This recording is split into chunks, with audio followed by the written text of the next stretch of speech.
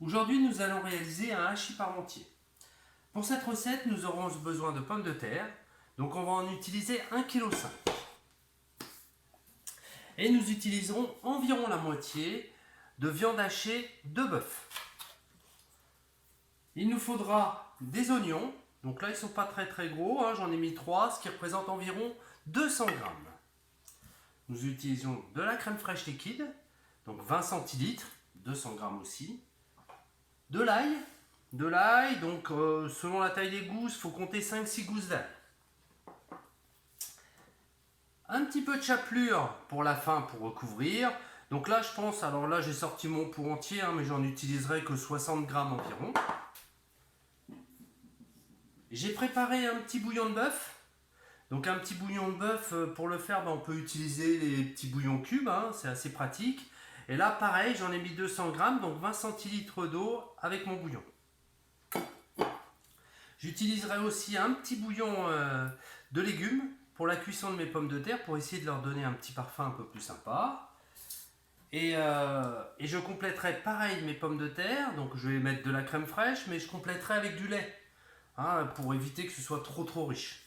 On pourrait faire la même chose avec du beurre, mais là moi je vais faire crème fraîche et lait. Et en assaisonnement, sel, poivre, muscade. Donc pour commencer, je vais me faire un petit peu de place et je vais éplucher mes pommes de terre. Voilà, tac.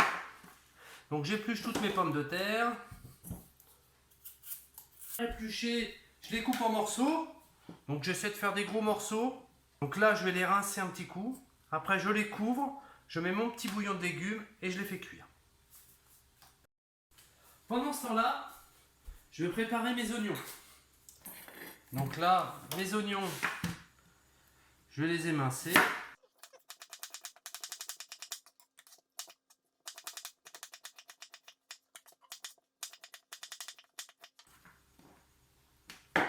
Et je vais préparer mes ails. Alors les ails, je les coupe en deux. Et pareil, je coupe assez finement pour éviter qu'on tombe sur un morceau d'ail. Ce qui parfois pourrait être désagréable. Donc j'essaie quand même de les faire assez fines.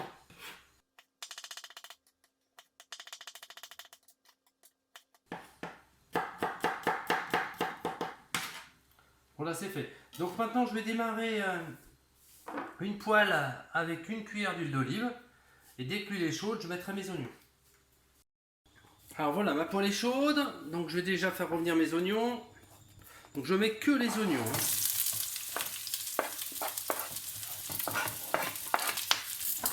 Voilà, je fais bien revenir les oignons. Je vois que mes pommes de terre, elles bouent presque.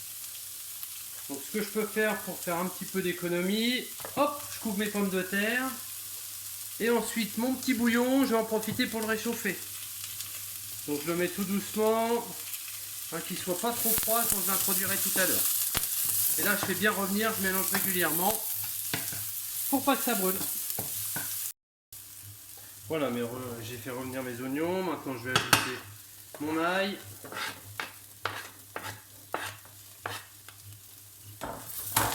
Et je mélange le tout.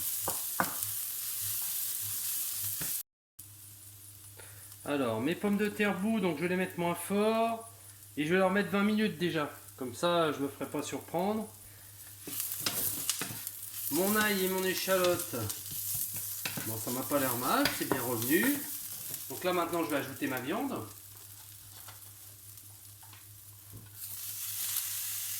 J'ajoute ma viande, morceau par morceau, et je mélange bien.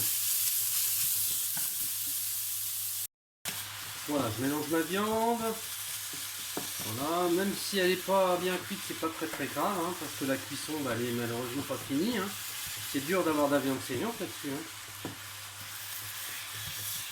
Donc voilà, maintenant je rajoute mon bouillon. Voilà. Je vais mettre à feu doux. Je fais réduire légèrement mon bouillon. Voilà, que la viande elle prenne un petit peu le parfum du bouillon. Une fois que j'ai mis mon bouillon, là je peux faire mon assaisonnement. C'est mieux de le faire là parce que le bouillon a tendance à être un petit peu salé. Alors sel, un mélange 5 baies et un petit peu de muscade. Voilà, je fais réduire.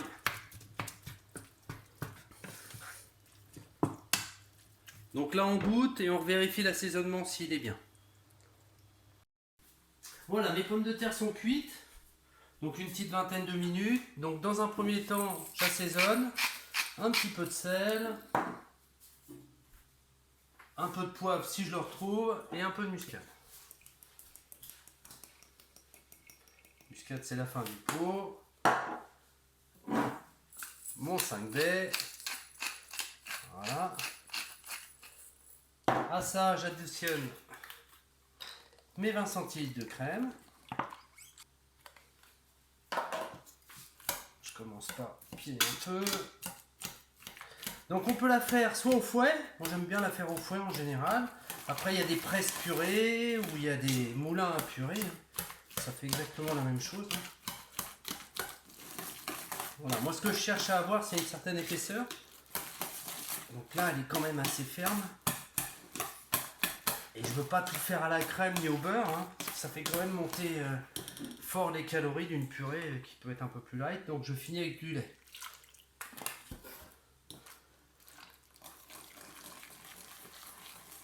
Après si on veut qu'elle soit un petit peu plus savoureuse, on peut la faire qu'à la crème fraîche. Hein. Voilà. Ma purée est finie. Je regarde juste l'épaisseur. Moi j'aime bien qu'il reste quelques petits morceaux. Donc je la voudrais un petit peu plus liquide. Hein, elle tient au fouet quand même. Voilà, c'est très très bien. Pour vérifier l'assaisonnement, hop, il n'y a qu'une solution, il faut goûter. Donc là je ressale un peu.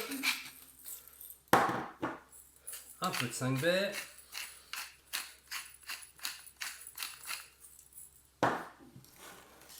Et je mélange mon ensemble.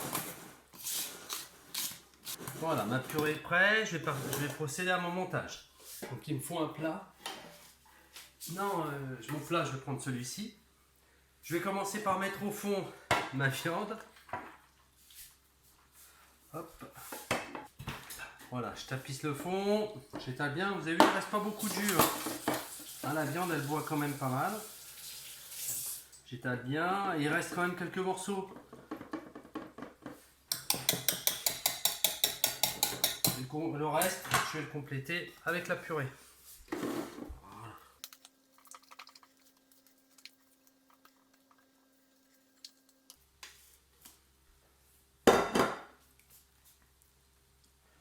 J'étale ma purée, qu'elle soit partout.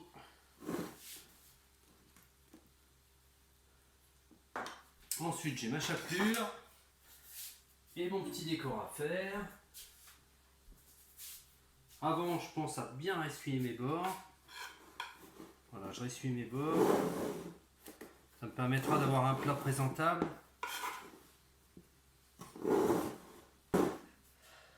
Là, avec la fourchette, hop, je vais partir. Je fais mes petites striures. Ce qui me permet en plus de mettre bien l'ensemble tout plat.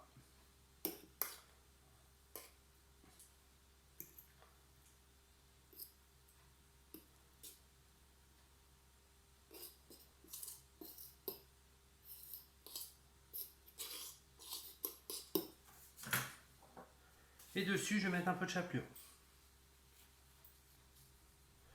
Voilà, mon plat est prêt. Maintenant, il n'y a plus qu'à le mettre au four. Donc, je vais le mettre au four avec grille.